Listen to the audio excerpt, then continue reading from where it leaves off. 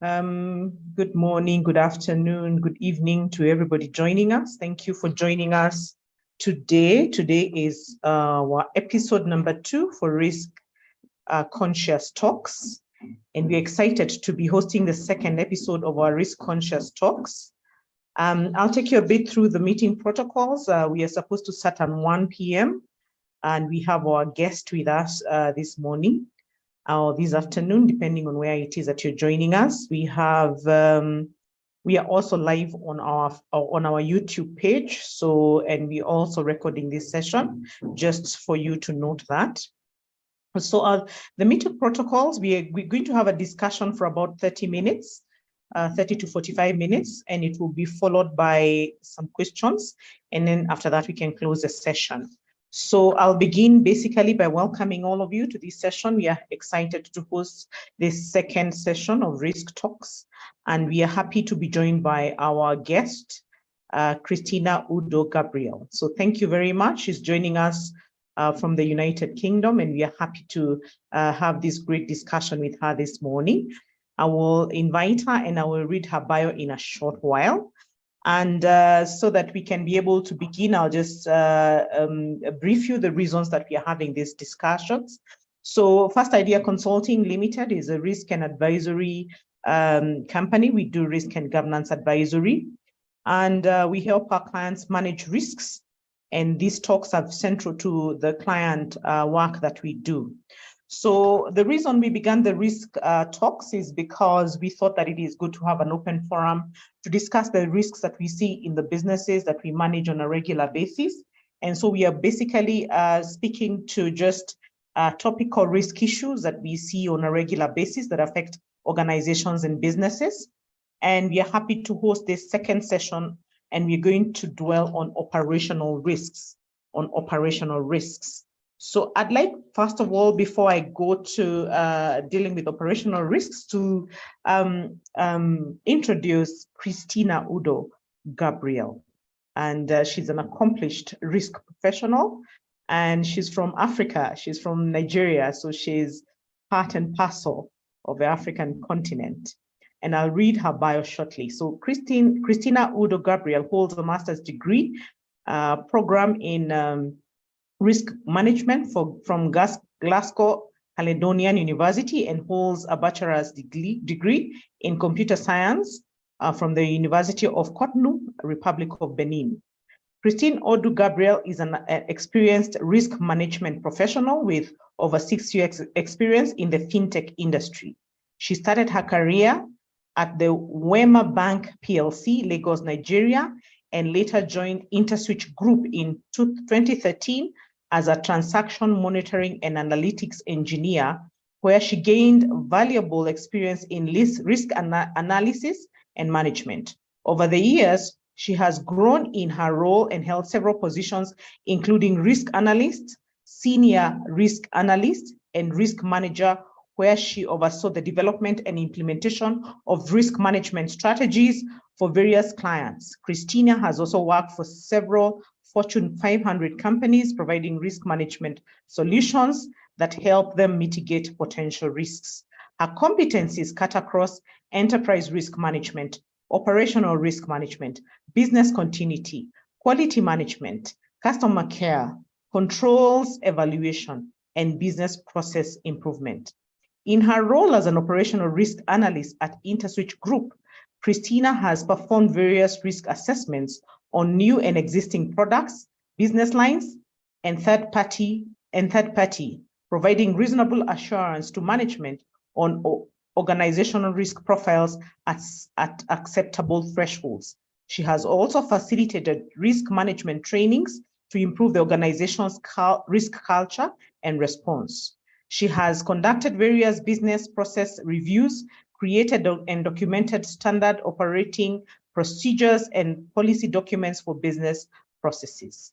Christina also established and maintained the incident risk analysis process, established the collateral management policy for Interswitch Group, and oversaw the collateral management activities of the entire Interswitch, including regular engagement with Central Bank of Nigeria. awesome profile that we have from Christina, and great for you to be here today.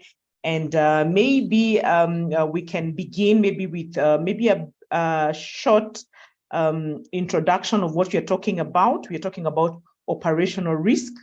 And just as a starter of this conversation, I will just say that operational risks are risks that disrupt normal daily operations. So these are operations that actually happen on a daily basis.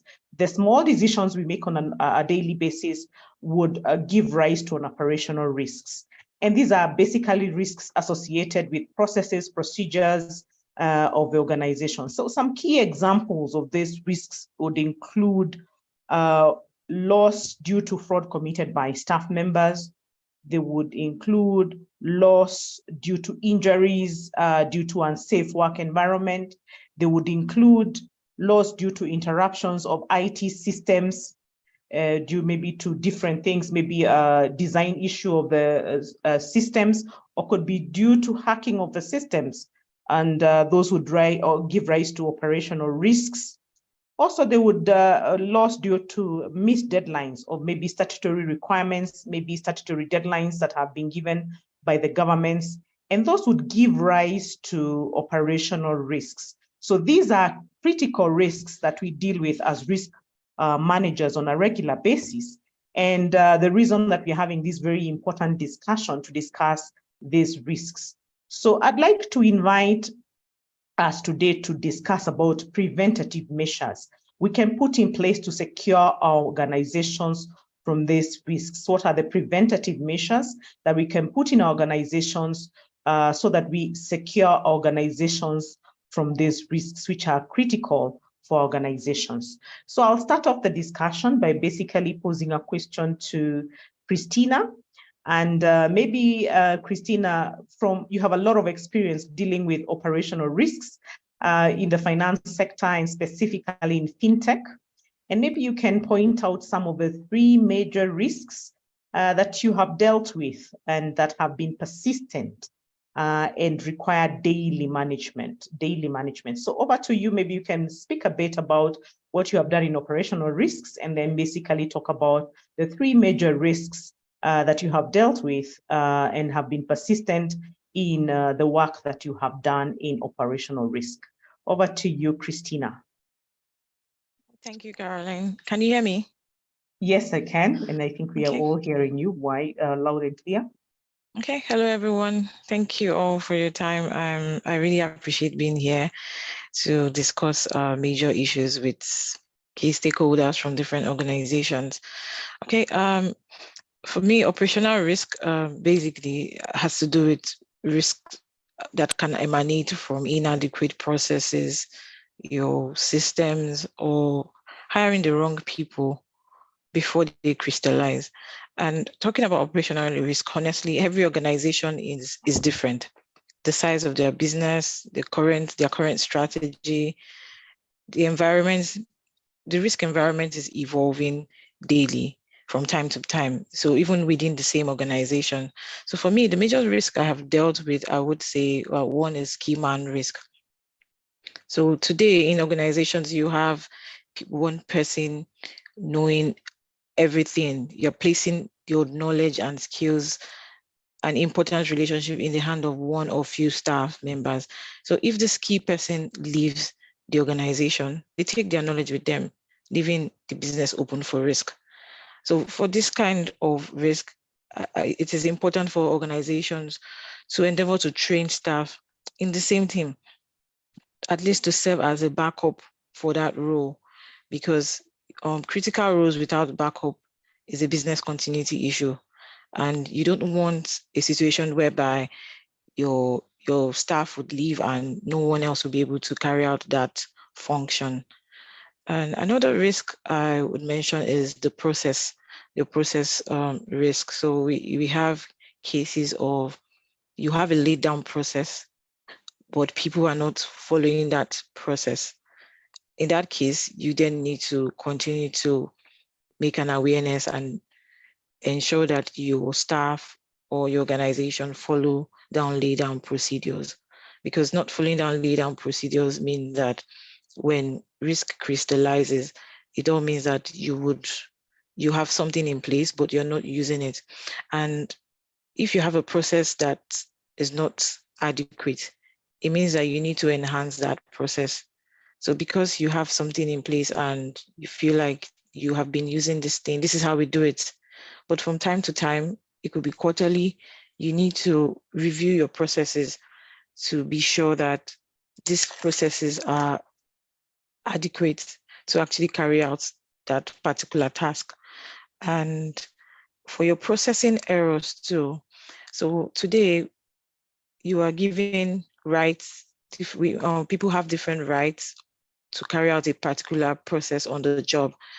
I don't think you should give one person full right to do so many tasks.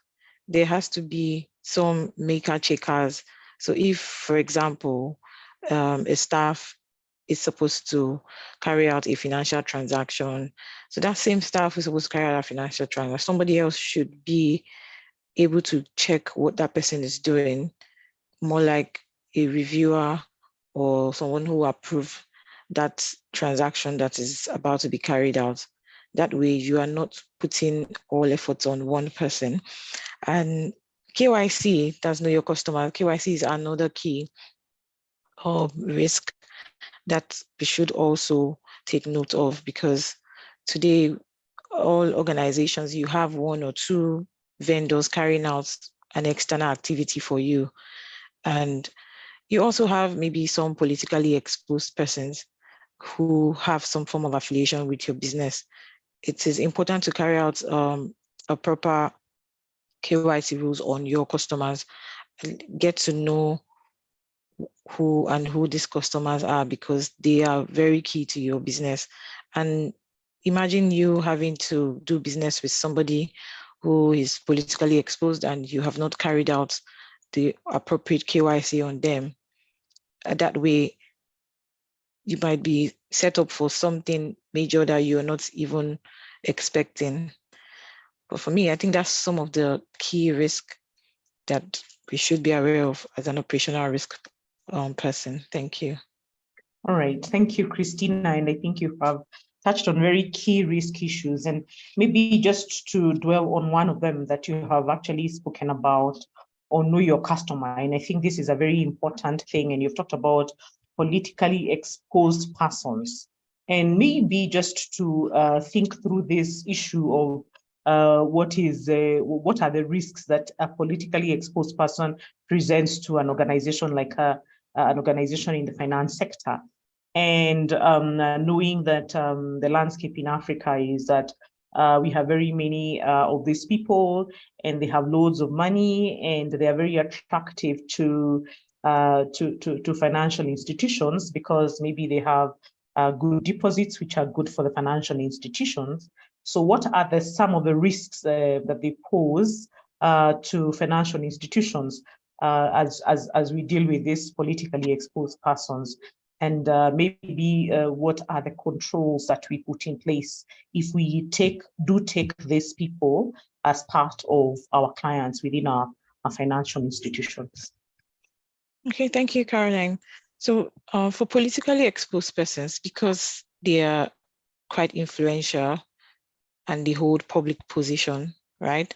So they would pose money laundering activities or bribery and corruption. And so imagine someone who has been blacklisted by maybe the central bank. Yes, being blacklisted, there are processes you follow to be able to carry out transaction with such kind of individual.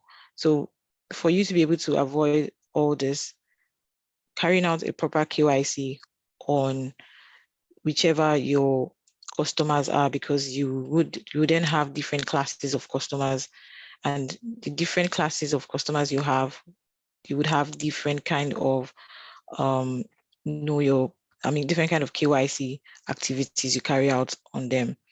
So I think these are some of the threats or risk they pose to our businesses, and which shouldn't be taken lightly.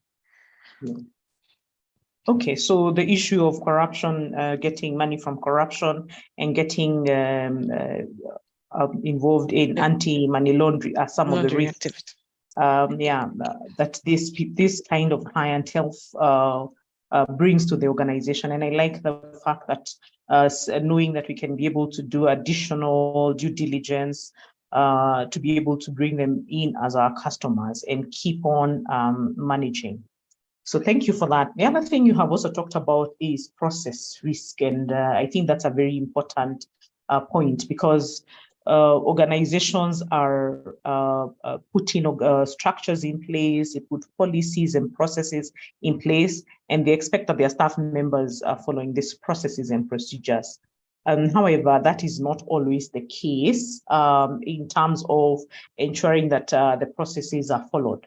So I would like maybe to just hear from you, maybe in a bit more detail, how do we ensure that these procedures are used on a regular basis, that somebody doesn't, circumvent the processes and procedures that are put in place to be able to, do their job?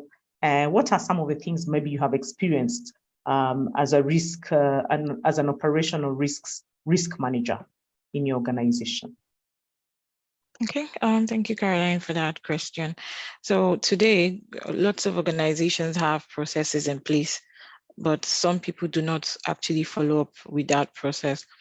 Maybe they are not aware, or better still, they are aware and they just choose not to go through the process. So one thing is having a process, and another thing is communicating that process to your employees and making them understand what can go wrong when those processes are not added to. Because today, people see risk managers as police officers. And I also think that when you try to explain the why to your organization or to employees, they better understand this is what can go wrong if this doesn't happen. And when you have people who are trying to circumvent the process because of one reason or the other, so that's why we should have things like maker checkers in place. So when you are using a particular process, to, like the example I gave before, if you have to carry out a financial transaction, one person shouldn't be given like so many rights to be able to carry out a process from start to finish, especially processes that has to do with finances.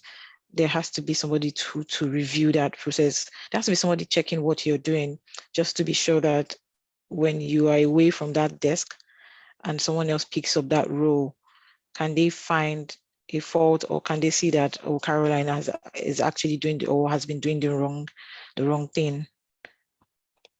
So I think that's really important. Mm-hmm. All right. Interesting that risk managers are called the police within organizations. I've had actually in some circumstances that they are told as risk people that we are selling fear to the organization. But I guess, and I totally agree with you, lack of awareness is one of the biggest challenges we have in terms of risk management. And I think that these risk talks are actually supposed to create that awareness, and also organizations are supposed to ensure that staff are very aware about the processes and the reason that they are put in place and the risks that they're trying to prevent from happening, because most of the processes are actually preventative controls, which are critical for preventing operational risks from the organization. So I think that's, for me, very important. And also the issue of maker checker, like you mentioned, is a critical way of managing operational risks. Now, one of the other risks that we are currently facing world over is cybersecurity. Cybersecurity, fraud, which is both internal and external, and I think this really affects organizations in the finance sector. And also risks with system failure are also very common, and are the some of the challenges that operational risk managers deal with on a regular basis. Maybe just to speak to initially cybersecurity and some of the strategies that can be put in place to ensure that we don't deal with these risks on an ongoing basis. Maybe you can just tell us from your experience in the finance sector some of the things that you have done on matter cybersecurity. Christina. Okay, thank you for that question. So working with a fintech organization or even in the financial sector, right? These sectors are highly susceptible to operational challenges such as cybersecurity and fraud. And this risk can lead to a significant financial loss to your organization. It could also lead to reputational damage and even loss of your customers' trust. So implementing cybersecurity strategies to help deal with your risk is something that is key. I think organizations should implement robust cybersecurity measures, such as firewalls, or a preventive system which can protect your finance sector. Because today, the hackers are working hard to try to steal from you. Yes, so as much as you're trying to put measures in place, they are also working hard to get through your system. And another thing is the fraud prevention tool.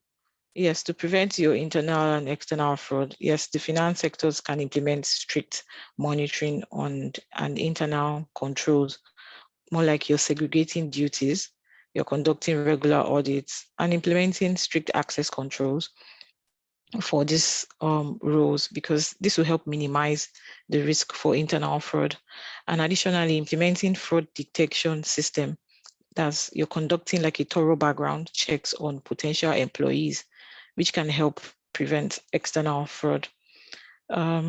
Business continuity planning, it's also one key area that that can help you to prevent cybersecurity. So it can help you mitigate the impact of a system failure, because if you are in business and you happen to have a failure, being able to bounce back is what is called business continuity. Looking like what happened during COVID, a lot of organizations were affected because they didn't have any business continuity plan in place. But for organizations who did have, they were able to fall back. And having such system like a backup system for testing and having a plan in place to help you restore your system quickly in the event of a failure. I think another point I would like to make would be employee training, because the regular training of your employees on security, fraud prevention, and system failure can help build a culture of security within the finance sector. Like this can help you like create an environment where employees are aware of the risk and know how to respond, because you don't want to be the weakest link in your organizations when it comes to cybersecurity issues. I think these are one of, in summary, just having a robust cybersecurity measures and preventing fraud and creating a business continuity plan would actually help minimize or mitigate the impact of potential risk. Okay, great. Thanks for that. And I like the points on the cybersecurity. And sometimes it looks very far removed, but I keep saying that the controls are the most critical part of dealing with cybersecurity. I like the issue of strict monitoring. And from the case studies that we read where there is massive loss from a cybersecurity perspective is when the hackers know that, over weekends, there's a lapse of controls, maybe of a very long holiday. And we've seen in history, most of the biggest cybersecurity threats happen during these times when there are long holidays and when there's a big holiday coming up over a festive season. That is when some of these things do take place. So maybe you can talk a bit about that. From your experience from a fintech perspective, what should you do and put in place when you have a long holiday or you have a long festive season, so that you ensure that you can be able to prevent losses during that time from cyber attacks? Okay. For me, I would say that if you have invested in a robust cybersecurity measure, I do not think you would have fear of having to go for a long break. and thinking somebody, because you being able to invest in a robust cybersecurity measures, it all means that you are taking important steps to mitigate your cybersecurity risk, and which would include implementing firewalls, your antivirus, you have antivirus software on all your systems, and irregular security assessments to be able to identify or address vulnerabilities. Like I said, educating your employees is very key, because employee can be a significant source of risk when it comes to cybersecurity and fraud. And to be able to mitigate this kind of risk, like organizations should educate their employees on the best practice for safe online behaviors and how to identify phishing mails. And when you identify, what do you do if you suspect that there's a security breach or fraud? And because we know there are behaviors of employees whereby you carry out trainings and people don't really actually go through that training. They just click next, next, next, and that's just because you want to comply, but you're not actually doing the training. So I think doing that from time to time, it kind of builds a culture within that organization. So from time to time, you can send internal mails, phishing mails to employees, like a test, just to be sure that they actually understand, or they are aware of how to safeguard themselves from phishing scams.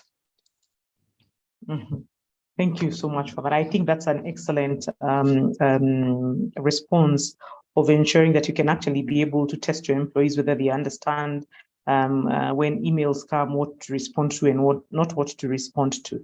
Because I think that's one of the biggest challenges we have, where employees would expose the organization to cybersecurity attacks by their behavior. And I like the fact that we can have safe online behaviors taught to our employees so that they are able to stop some of these attacks that come in through emails and messages that are sent to our emails. So that's an awesome response, and I think a good strategy to mitigate some of these operational risks that we did on a regular basis.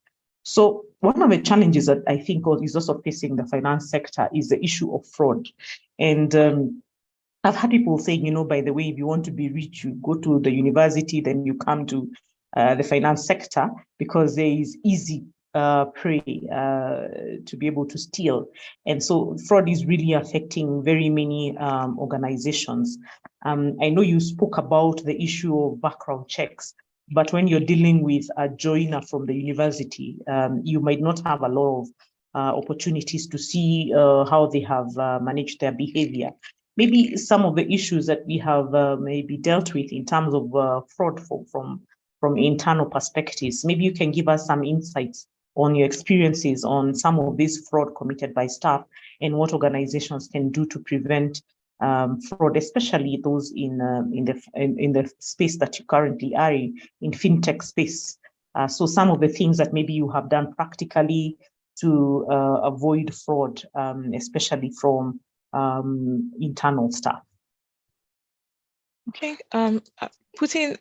implementing access control is an essential to be able to mitigate fraud. So to ensure that only authorized persons can access a sensitive data or a system, like this would include like implementing strong passwords, like multi-factor authentication, and restricting access to sensitive data on a need-to-do basis. So if I know that Caroline is not supposed to carry out this task, or you do not have the required access, so for you to even be granted that access, there has to be some form of justification on why you need to be given this access.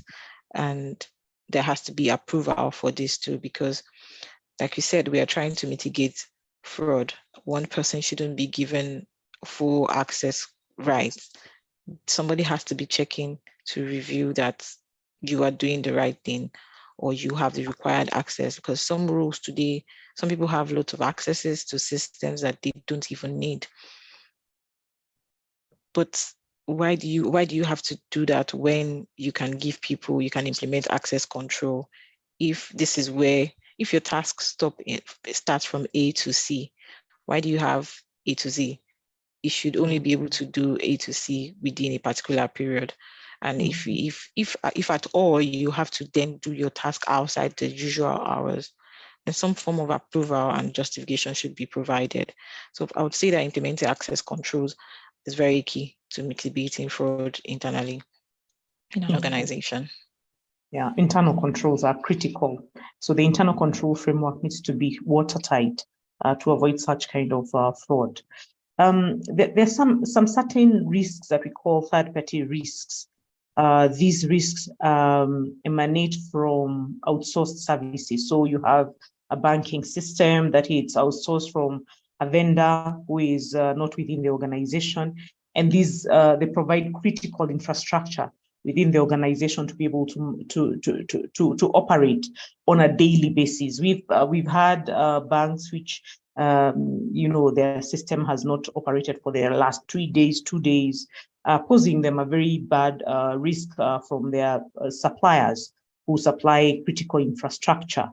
And I actually know of a certain organization which appeared in the social media, and they had a whole week of downtime of their system in the recent past. And so these third-party risks arise within the system, and they cause a lot of havoc in daily operations.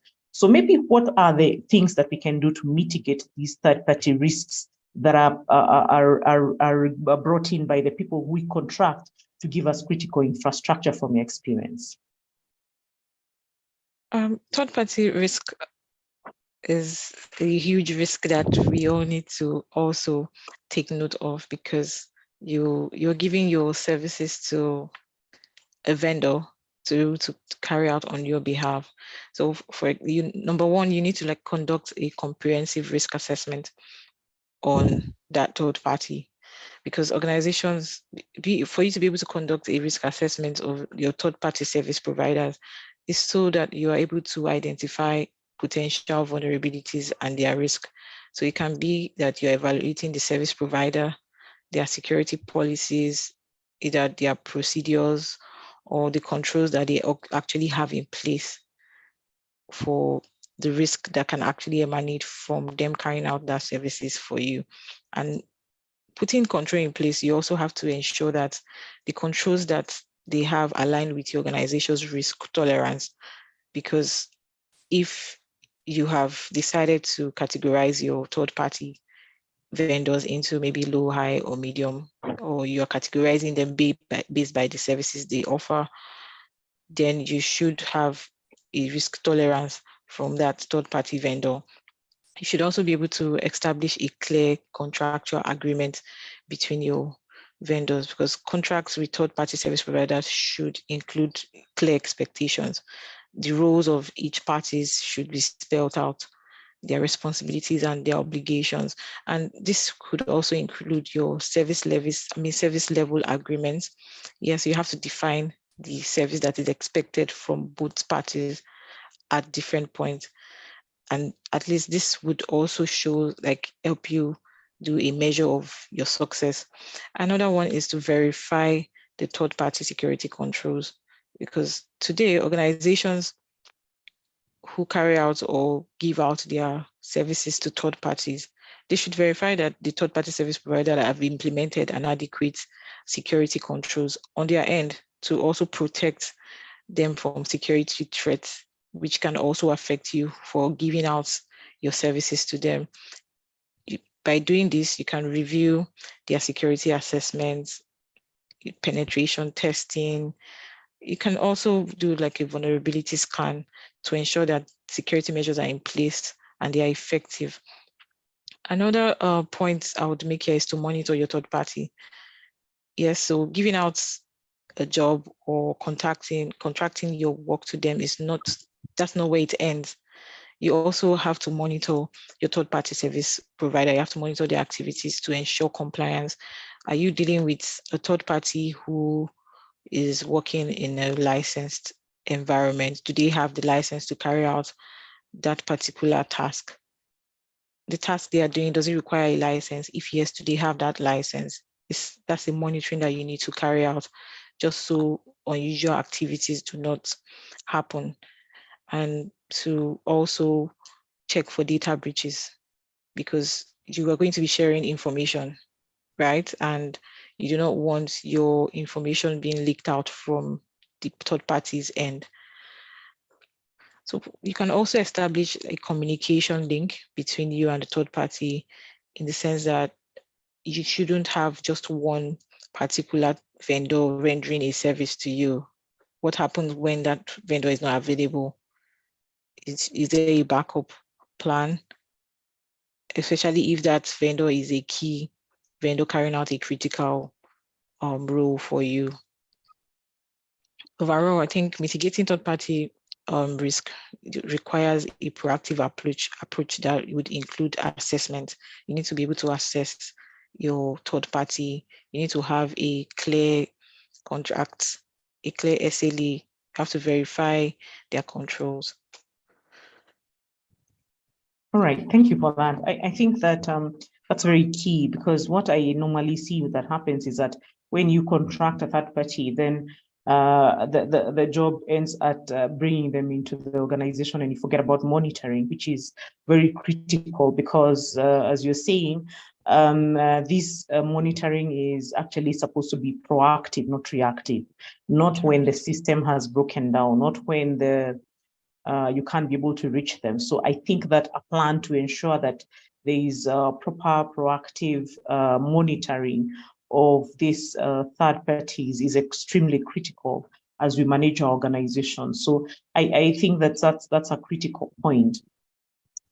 Just to talk about the initial assessment, and this talks to the procurement process, and confirming suitability of the service provider is extremely critical. And sometimes this does not happen on a regular basis. So we just tick the box that we have followed the procurement guidelines and we have somebody in place, but we forget that there is an additional assessment. And I think that's what I want us to speak to. After you have gone through the procurement process and before you contract, you need to do a risk assessment. So maybe you can talk a bit about that and your experience, because I think that's I keep saying that the risk happens when the decision is made to procure without doing that risk assessment. Maybe from your experience, you can talk a bit about what unique assessment do we do for these third-party providers, even before we contract them and after they have been identified? Okay, so one of the risk assessments you can carry out, like I previously mentioned, what kind of service do they offer to you, and what category, where have you categorized this particular vendor? Because you should have your critical vendors, the ones who, if they are not able to provide that service, do you have like a backup plan? If it's a vendor who needs a license to carry out that activities, a risk assessment is being done is verifying that they have the required license to be able to carry out that activity, because if it's a regulated sector they are in, it all means that if you don't have a license, you could get penalized by the regulators, and you don't want to be involved with a third party who do not have a license, because it speaks bad about your organization. This would lead to a reputational issue. And for your procurement team, the procurement team should have the list of vendors they carry out different activities for the organization. Going through those, you can carry out a vendor risk assessment. For example, how many vendors have an agreement with you? So you have to of course, every vendor should have an agreement with your organization. Are there some who do not have an agreement, or at some point the agreement has expired? Those things need to be reviewed, because you should have a database where you check to see that, oh, this vendor's agreement is expiring soon. How then do I check that I am actually dealing with the right vendor and not working with a vendor with an expired agreement? Because that's very key. And another way can be to put controls to align with their so the tolerance level of that third party. Their risk level should actually be able to align with my organization's tolerance, because if there is a loss from their end, is this something my organization can tolerate? Is it within my risk appetite or not? At that point, you then have to keep reviewing.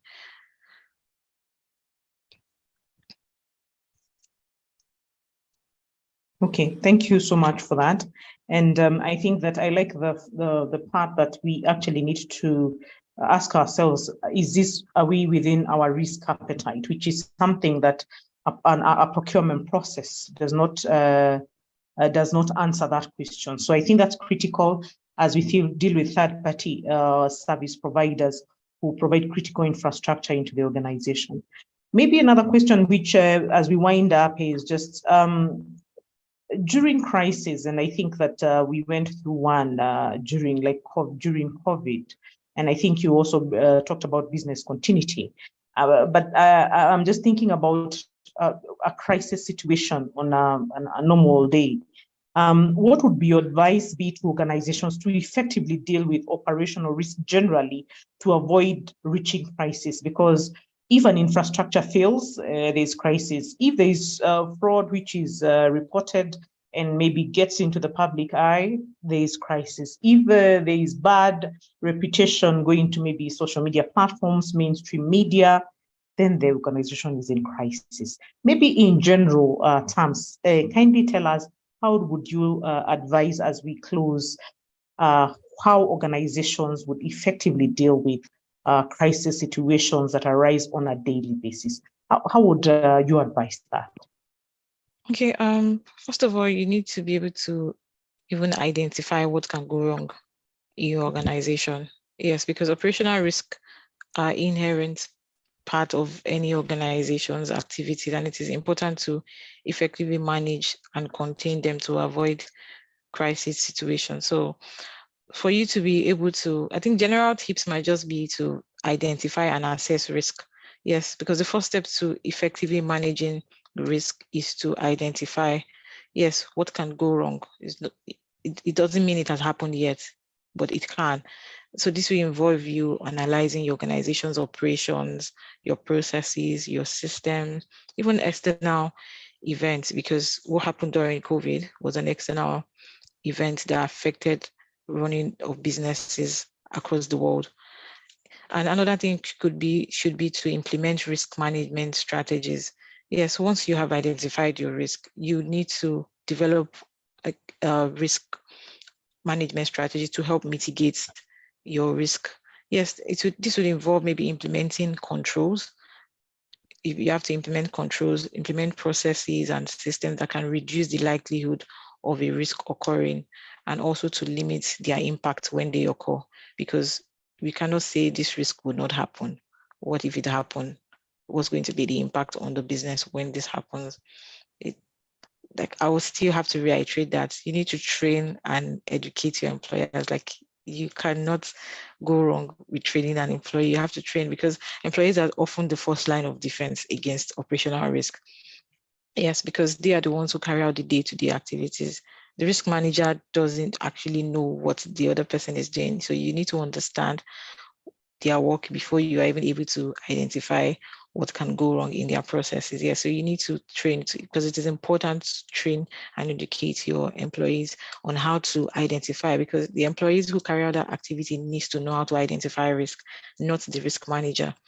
Yeah, today we have people saying, oh, it's the risk manager who should identify the risk. No, it should be the person who carry out the daily task. You should be able to identify the risk in your process.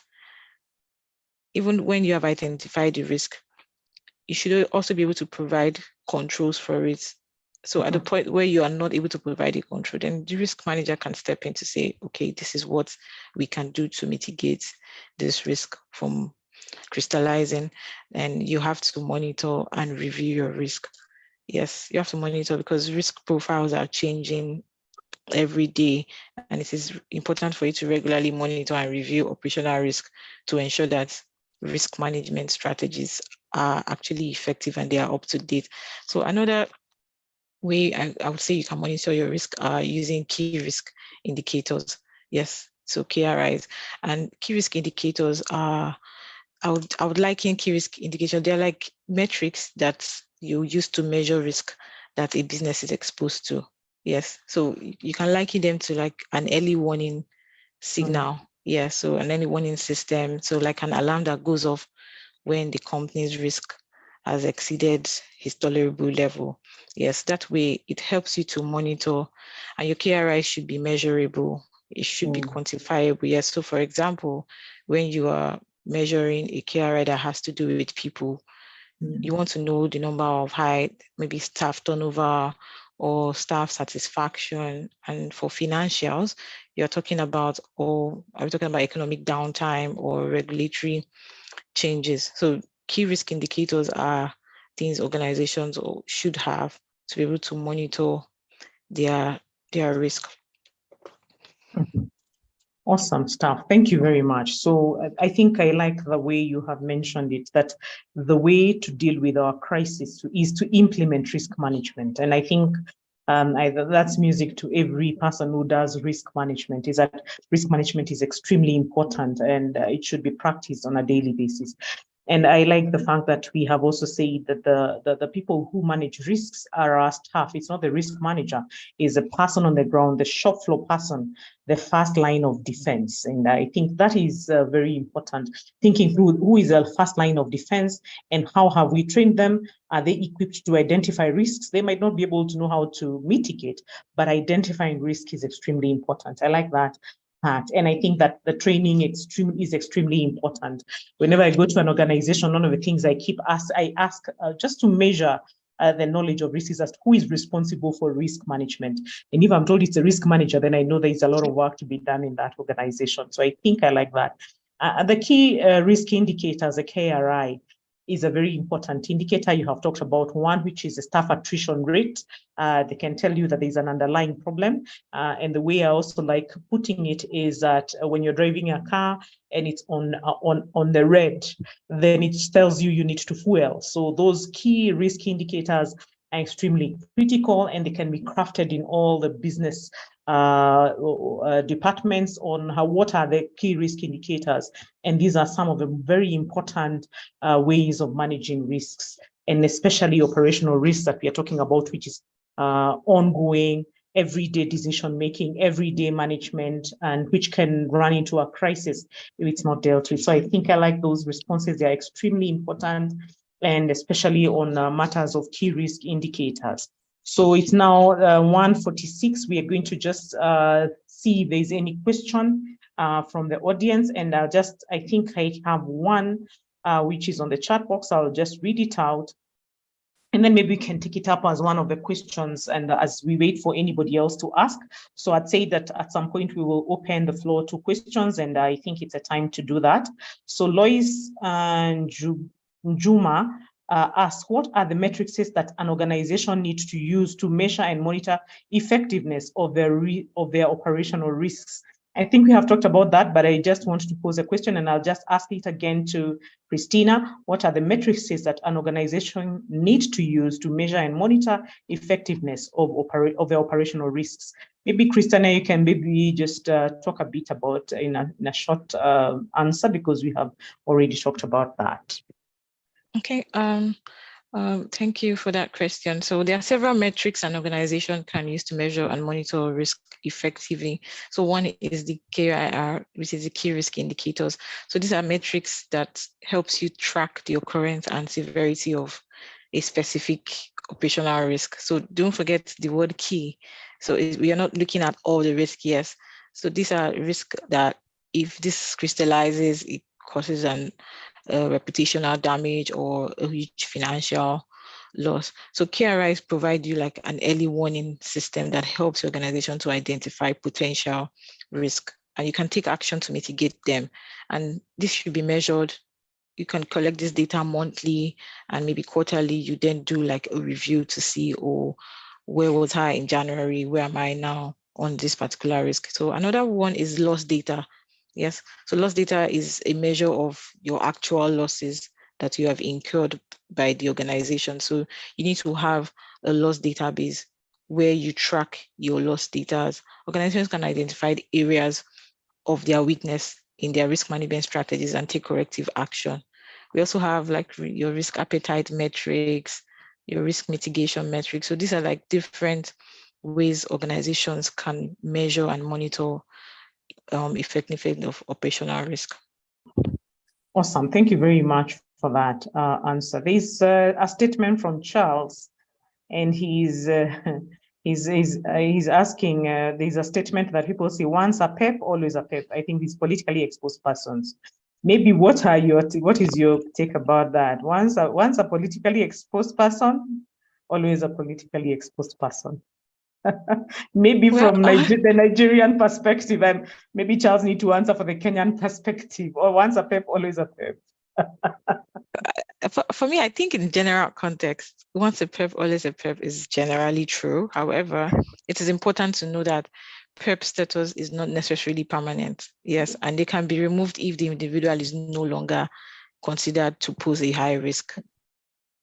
Okay, interesting. So I guess, and I think what I'd say about that is that once you have a politically exposed persons in your database as your customers, you will need to keep reviewing their status and ensuring that you understand what they're actually up to, and what, based on their KYC data, metrics, you will need to keep monitoring the politically exposed persons, because I think there are sorts of risk at any point in time, and I think we spoke about those risks, and I think it's important that we keep tracking what it is. I remember there is a place, one of my clients, I keep saying, now it's election time. We have to review all our customers again and see who have entered into the scene, so that we can be able to start managing them as we go along. I think that is what I would say about that as well. So thank you for that, Charles. Is there any other question? We have the next 5 minutes to close this session. Any other questions? Maybe you can tell us if you have any other questions. Those are the 2 questions I see on the chat. Anybody who would like to ask a question, you can actually unmute yourself. You have the opportunity now and maybe ask the question. We are actually live, and I don't know if there are any questions live. If there are any, kindly do let me know on our YouTube channel, so that we can be able to answer them in the next 5 minutes, and then we close the session.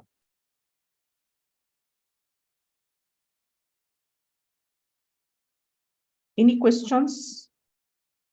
Okay, we don't have any live questions. I'm told we don't have any live questions. So the only people who are here can tell us if there is any questions. Okay, Victor has asked a question. Are there any tools or resources? So we can read this properly. I don't know.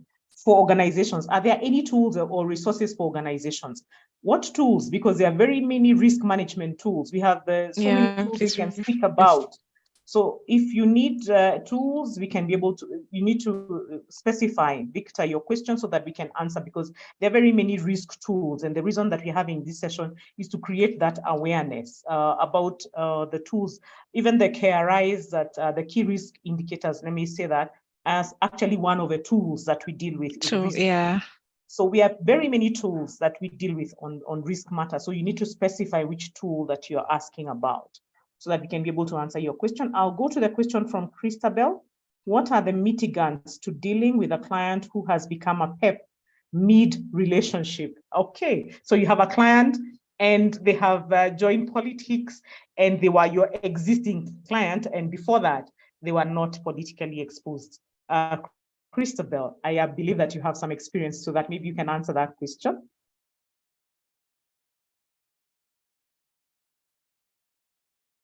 Christiana, sorry. Christiana, sorry. Oh, okay. The question is from Christabel. Apologies.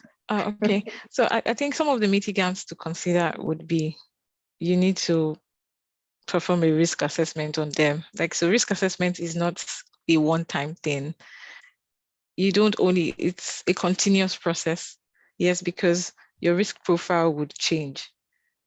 You still need to go back to keep reassessing. So the first step is to assess the risk posed by the PEP client. Either this happened midway or at the beginning of your contract with them, because it will help you to determine the appropriate level of due diligence and monitoring you require.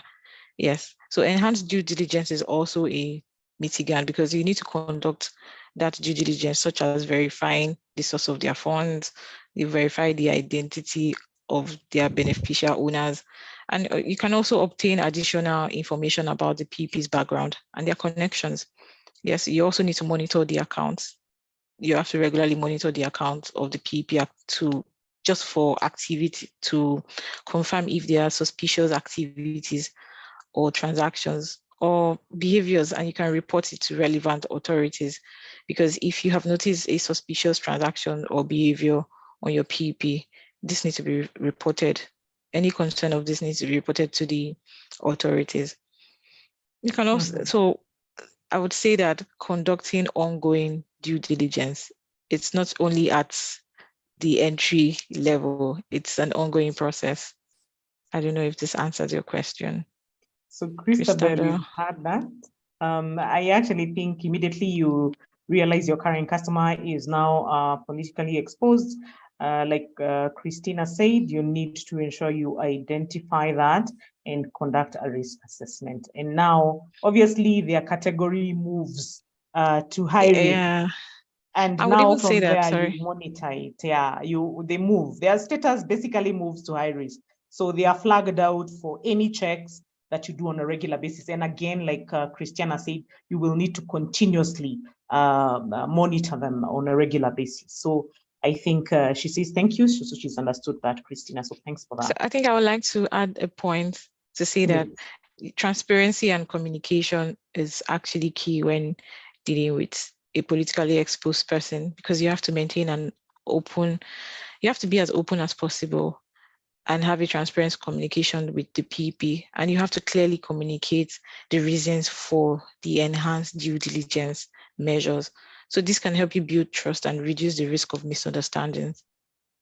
Okay, awesome. Thank you for that. Yeah, I think because of their change of status, since you're increasing their profile to high risk, then you need to communicate that and the reasons. And I think even just being aware of the laws that exist on such kind of people, then it's important to communicate that. That's a very good point. Thank you very much. So Lois says, thoughts on leveraging AI and data in risk management that organizations need to think about. So thoughts on leveraging AI and data in risk management that organizations need to start thinking about. Any thoughts on that, Christiana? So for me, I would say AI is here to stay. Like everyone needs to understand how AI works and how it can also enhance their process or their activities, because today it is what you feed the AI with that it gives you feedback with. So for me, I don't see anything wrong in leveraging on AI because it is here to stay. So we all just need to understand how AI works and how can AI also help me enhance my work. The data's gotten from this AI, what do I use with this data? So I don't see anything wrong about that, because leveraging on AI can be used for different things now. So you have to just keep evolving and equipping yourself.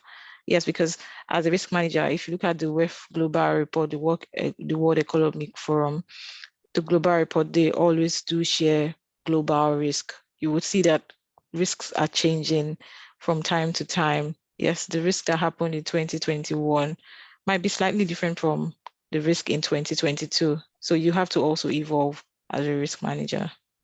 Absolutely. Thank you. Thank you very much for that. And just to add on to that, as we talk about data, you know that there are data privacy laws that are in place. So as we're using the data, we need to ensure that we comply to the data privacy laws. And for financial institutions, I think that they are considered as processors, and there are rules and regulations that you need to comply with as you use that data. So just as an addition to what Christina has said, so that we also do not expose the organization to an additional risk, we need to ensure that we comply to the data privacy laws. That's what I would add from what Christina has said. So thank you very much. I don't see any other question. The only thing I see here is from Charles. I've enjoyed the session, especially on the role of first line of defense in risk management. Thank you very much, Charles. So I think that we want to bring this session to a close. It's been 1 hour since we began, and would like to thank all the participants, and in particular, we want to thank Christina from joining us all the way from the United Kingdom to just bring for us this very important session on risk conscious. So thank you very much, Christina, on the knowledge that you have shared with us today. We really thank you, and I know you're very experienced in this area. We hope that we can be able to continue doing these discussions, which are helpful for organizations. And thank you for the knowledge shared. I'm hoping that the people who will watch it online and the people who attended the function will be able to use this very important knowledge. So I'd like to close this session and thank everybody for attending. You can check out all our social media platforms on the next session that we are having so that we can be able to build the risk profession. So thank you very much for joining us, and all the best as you continue conducting your risk activities in where it is that you work. So I'd like to bring this session to a close and to thank Christina and everyone.